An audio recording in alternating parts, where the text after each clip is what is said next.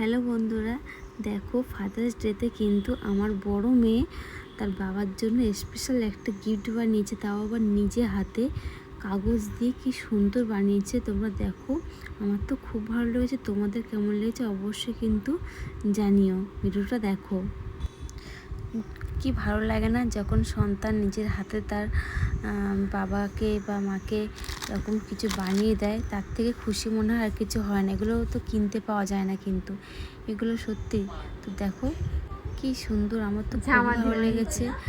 একটা black colour কাগজের উপর ঠিক জামার মডেলে কিন্তু বানিয়েছে, তার উপর পুঁতি দিয়ে খুব সুন্দর। বাবারও খুব ভালো লেগেছে।